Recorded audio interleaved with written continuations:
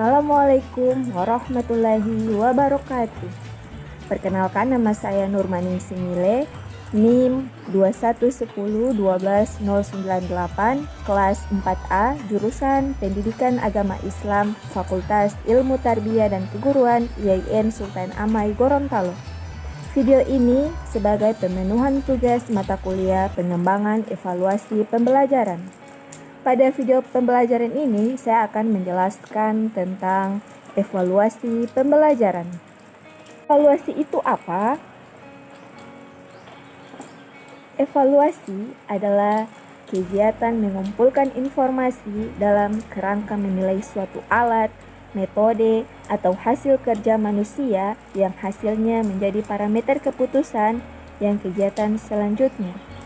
Kemudian, informasi yang dikumpulkan dari proses evaluasi dapat meningkatkan tingkat kinerja kegiatan yang sedang berlangsung, mendapatkan gangguan-gangguan sejak awal hingga evaluasi dan menyadari apa yang harus dilakukan ke depan untuk menghindari masalah dan tahapan produktif. Pasti teman-teman sekalian bertanya-tanya, siapa yang melakukan evaluasi? Dalam proses pembelajaran, guru berperan sebagai evaluator yang berfungsi untuk mengetahui berhasil atau tidaknya seorang guru dalam proses pembelajaran.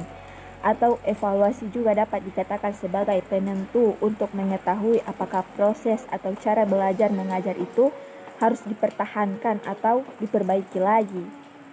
Kemudian ada yang bertanya lagi, mengapa perlu diadakan evaluasi? Evaluasi pembelajaran sangat penting dilakukan untuk mengetahui efektif atau tidaknya suatu sistem pembelajaran yang diterapkan oleh tenaga pendidik. Kemudian teman-teman juga pasti ada yang bertanya, kapan evaluasi ini diadakan? Kapan sih evaluasi ini diadakan? Evaluasi akan dilakukan setelah proses belajar melalui tugas dan materi yang diajari telah selesai dilakukan.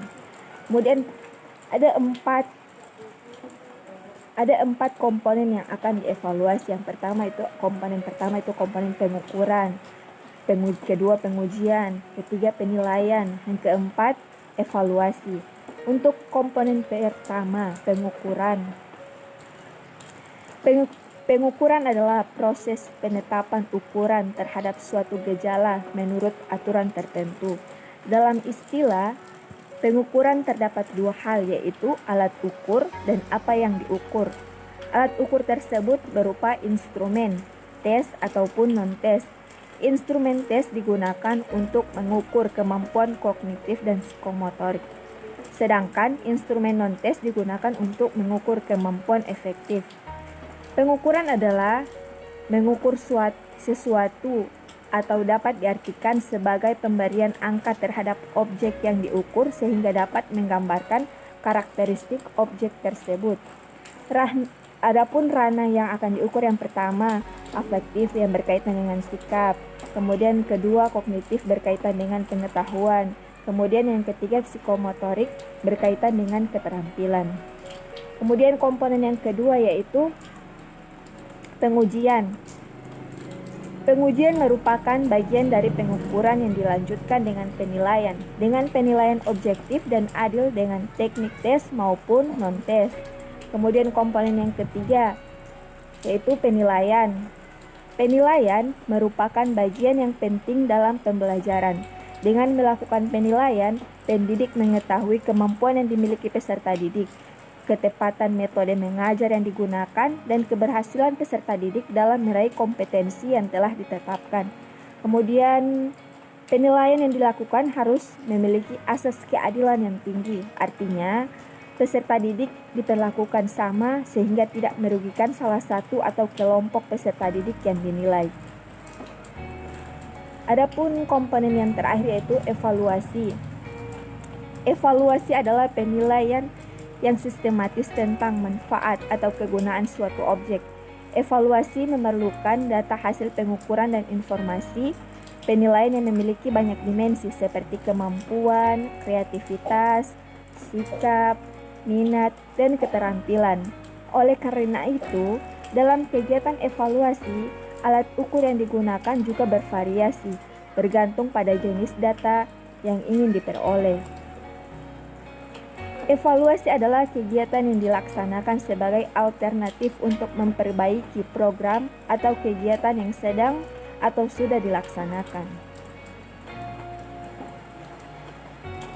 Adapun tujuan dari evaluasi pembelajaran ada dua, yaitu tujuan secara umum dan juga tujuan secara khusus. Tujuan secara umum pertama untuk memperoleh data pembuktian yang menjadi petunjuk tentang tingkat kemampuan dan keberhasilan dalam pencapaian tujuan setelah proses pembelajaran.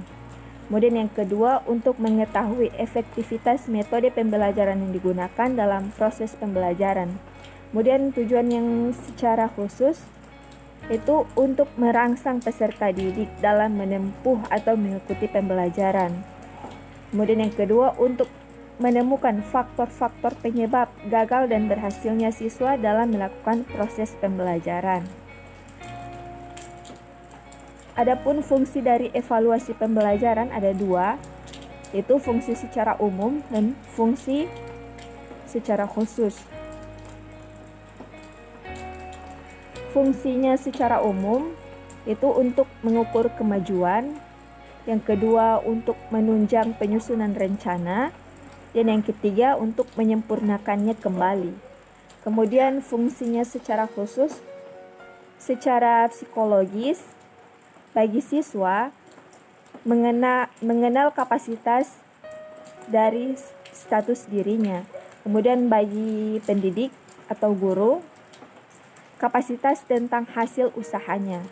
Kemudian secara administratif, memberikan laporan, kemudian memberikan data, kemudian memberikan gambaran. Kemudian secara didaktis bagi siswa pertama yaitu dorongan, perbaikan, dan peningkatan prestasi.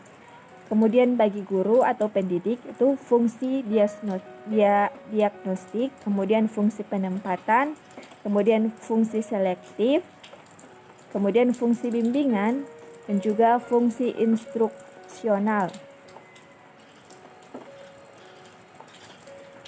Cukup sekian pembelajaran yang bisa saya sampaikan.